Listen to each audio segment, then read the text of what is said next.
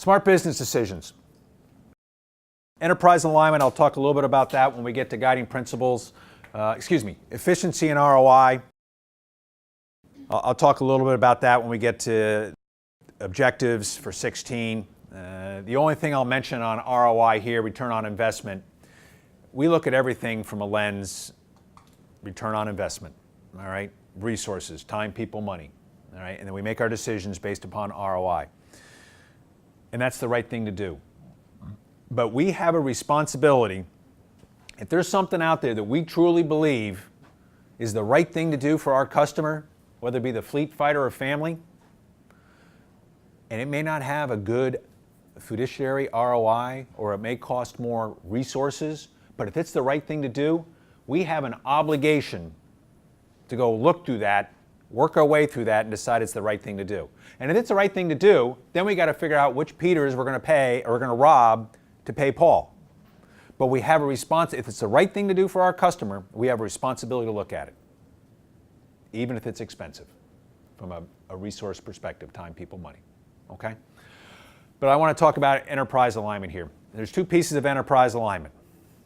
So the first one is from a CNIC enterprise perspective. Please know that I am all about standardization. I live and breathe standardization. All right? Why do you think that's important? Or why do you think I think that's important? Organization is playing off the same playbook. Playbook? What were you saying? Reduces confusion in the field. Reduces confusion. What else? Manages expectations. Okay, and that's also the second part of the standardization. What else? Efficiency. It's efficiency. It's also about resourcing. All right? So we get our money from OpNav, all right? And so when we get our money, how do we get our money? What do we do? I'm sorry? Yeah, we tell them what we need, and we got to show them our homework, right? Well, if our homework is done differently at all 70 different bases, all 11 different regions, then how do we justify and validate what's the right way? And then they can start picking at it, all right? We've got to be standardized in the products we deliver, or not the products, but the processes we provide and deliver, all right? For whatever widget we get out, it takes some amount of pieces and parts to put in the black box to get that, all right? We have to define and we have to know and understand that. Now, are all 70 bases created the same? Absolutely not.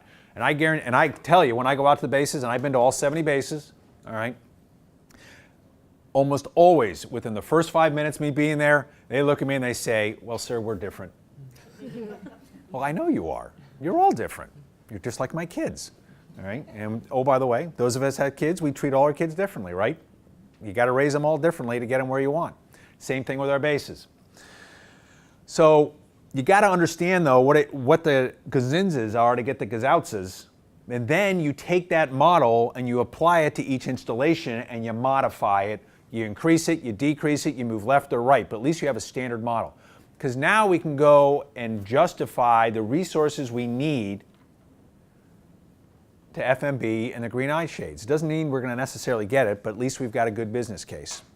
All right? Now, some of you will come, so you guys have been here a while. You guys done a few data calls over the years? All right, they drive you nuts? Yeah. Why do we do so many data calls? Oh, by the way, this ties back into Brilliant on the Basics. Why do we do so many data calls? The information is in different places. Information's in different places. Different formats, different people. Different formats, different people. What else? Think about the Brilliant on the Basics piece. To get it right the first time. Because we don't get it right the first time. We have to continue to do, because you have to continue doing the data calls over and over and over. All right. Here's my favorite one was when I was at Navy Region Hawaii. Admiral Vitale was here at headquarters, and he was trying to figure out the number of racks or beds we had in unaccompanied housing. And I think over the course of 2.5 or 3 months, headquarters did 7 data calls on us. And it was driving us crazy. Oh my God, we got the same damn data call. We just answered that 2 weeks ago or a week and a half ago. Why do you think he did 7 data calls in 2.5, 3 months on how many beds we had in our barracks across the enterprise? He was getting different, wasn't getting the same. Because the number changed every single time because we didn't know how to count. All right, and if he's trying to provide a number and provide the product to justify the resources he needed to get the funding to support our barracks, if the numbers change every single time they come in, how comfortably is he providing that number up? He's not. And he had to do it 7 or 8 times before the numbers finally came in consistent 2 times in a row.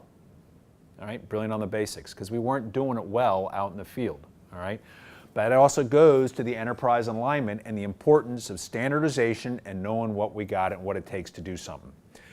That's on the business side. The other side of standardization is from a customer perspective. All right, so how many of us have been to an Outback? You know what the menu is going to look like. You know the bloomin' onion is going to be there. You know the big steak knife is going to be sitting on the right-hand side of your plate. All right. You know what the decor is like. You know what it looks like. You know what you know what to expect when you go in. All right. How many product lines do we have?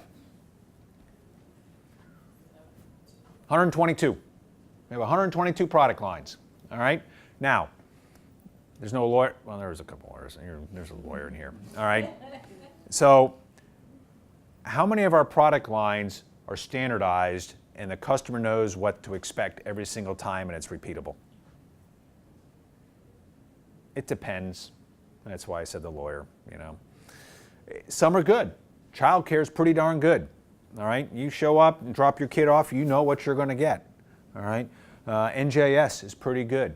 All right. Now, oh, by the way, I just used 2 and N9.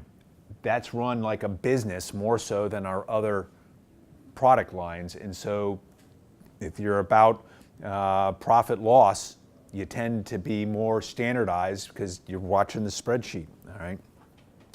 But we're not that way everywhere. And from a customer, it gets frustrating. So the example I use, all right, are towels in the gym, all right? I spend time in the gym. So Naval Base San Diego, I got a towel every morning in the gym. I went to Hawaii, I got a towel. I came back to San Diego, different gym, I got a towel. I went to Norfolk, I got a towel. I go over here to the gym, I got a towel. The 3 months I was living out of a suitcase over at Joint Base Anacostia Bowling, I go to the gym in the morning and there's no towel. What's NGS's policy about taking towels out of the room? Don't do it. I took a towel out of the room for 3 months, all right, because you don't want to be near me in the gym without a towel, all right? So from a customer perspective, you've now put doubt in my mind. So Kiki travels with me a lot, all right, on my nickel, okay? Not of the government's, my nickel, all right? Write that down, okay? And so we go to the gym in the morning, and she'll now look at me and go, should we bring a towel? Because we don't know what we're going to get. And oh, by the way, I've gone into some gyms, and they charge $1 for a towel. Others, you got to buy a card, and you get hole punches for towels. We're all in the same CNIC enterprise, yet we do it differently. And so now as a customer, I don't know what to expect. And we do that in a lot of different of our product lines. We've got a responsibility to be standardized. All right? Now, let's go back to the towel for a second. I do not blame the CEO of Joint Base Anacostia Bowling for taking the towels out of the gym. All right? He made the decision during sequestration when we said, go find more money. And he decided that was the least impact to his customers to take those out of the gym. So I understand why he made the decision, but from a standardization, customer service perspective, I disagree with it. Okay? So, makes sense? Smart business decisions? Comments, discussion? All right.